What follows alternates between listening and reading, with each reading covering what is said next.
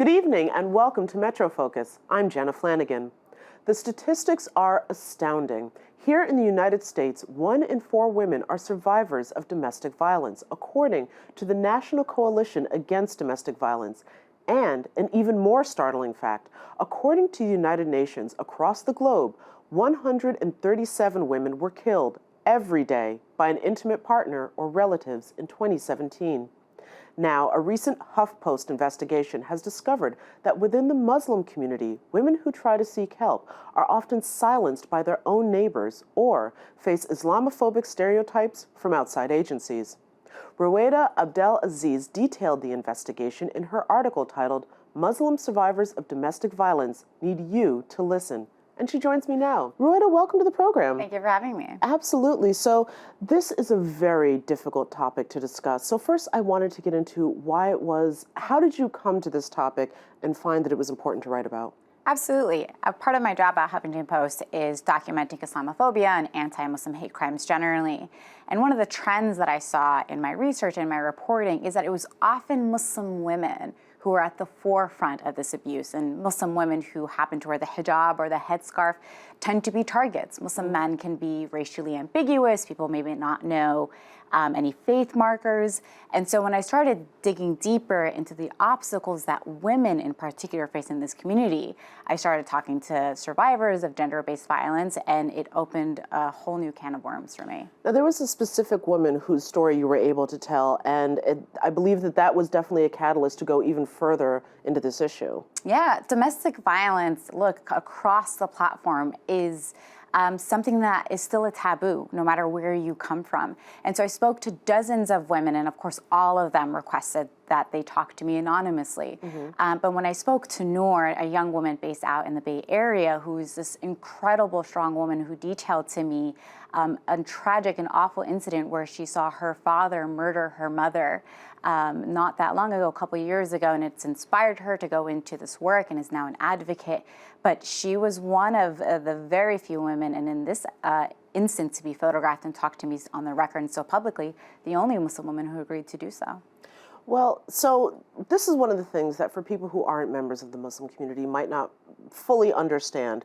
What is I don't want to say the disconnect, but perhaps the challenge or the hurdles that people might face about coming forward and going to the authorities, which is what most secular people would say, well, that's what you just do. Yeah, absolutely. And I think when I was investigating the stories, there were a lot of similar challenges that Muslim women face that any other woman of any background, any racial background, ethnic background faces.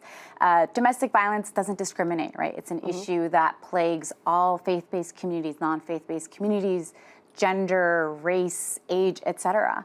But Muslim women faced distinguished, I think, challenges when they were seeking help. Oftentimes, they're fighting through a cultural stigma that's within their own community. And outside of the community, they were telling me that they contended with Islamophobia. So some women are afraid to call the authorities because there's a tumultuous relationship between police and the Muslim community when you're talking about the concept of informants and spying. Here in New York, we have that was an issue. Or women who went to just mainstream agencies and people saying, well, if you're a Muslim, isn't it normal for men to be violent and women to be oppressed, which is an awful and far from the truth type of stereotype that Muslim women were contending with from people who were supposed to help them. What about, you were saying also that there might be a stigma within the community, that there's also people who might say that there might be a better way to handle a situation. Of course, and shame and fear are powerful silencers, and we see this in the Muslim community. There is still a stigma when it comes to women leaving their abusers, an emphasis on trying to fix the cohesion of family life. But what was so interesting about the Muslim community in particular is how often they sought out their religious leaders and local clergy for help. And this was something that was unique to the Muslim community, that after talking to family members and before seeking professional help, they were talking to their local imams and saying, hey, I have a problem. And this highlighted a fascinating gap where a lot of these religious leaders, they know scripture, they know theology, they can tell you how to pray, but a lot of them didn't know how to deal with survivors or victims of domestic violence. So then, is this just a matter of better educating people, better educating agencies that are supposed to provide help and assistance to survivors of domestic violence? Is this an issue of just better educating religious leaders and how better to help women navigate these issues? Education is definitely on the top priority of the things that we need to do. I think religious leaders need to be better prepared.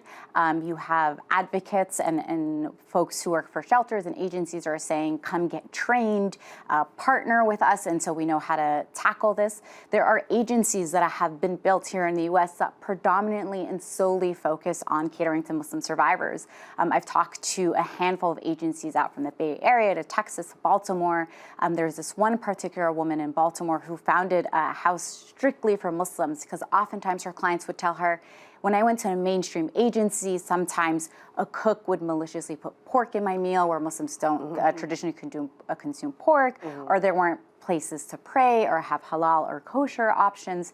And so this also then highlights the second problem where agencies need to become better equipped in understanding the different needs. And then I think thirdly, not falling into the Islamophobia and the stereotypes. Oftentimes Muslim women are afraid to come out because they say, hey, negative attention on us is already so bad. Islamophobia is such an issue within the media, within the community. Hate crime is on the rise. We don't need to shed our, air our dirty laundry or bring more light to our community. So we need to break that and create a space where women can come out and say, we recognize you as a woman, as a survivor, just that. We don't care what your background is. We just want to help you. What has been, I'm wondering, the reaction to the work that you've done so far, that from what you've gotten from within the Muslim community? I'm wondering if there's been any backlash, as you were saying, just from the fact that you're sort of publicly airing dirty laundry. This was a tricky story to do, and I think it's because I was trying to strike the right balance of shedding light on a problem, but not wanting to feed into the stereotypes. I think as a reporter, I was thinking about those with malicious agendas who want to say, well, hey, this is why we say Muslims are so bad, or they use this as a tool to perpetuate, bigoted policies. And I think a lot of these women were thinking the same thing. But to be quite honest, and I think what helped me be reassured is that the response that I got was mostly positive. I had other women say, I've been contemplating leaving this relationship, and I think I'm going to do it now after reading your story. I've had religious leaders, I think, start to realize that they need to go out and they need to seek professional training. And this is something that goes beyond scripture and religion. The problem isn't with the faith. The problem is finding the resources and creating that space. And I think more people are starting to realize there's a lot of work that needs to be done. Of course. Now, I would be remiss if I didn't say that there aren't actually some organizations that are attempting to do some of the work and service some of the need that's out there, correct? Yes, absolutely. And so there are organizations based here in New York.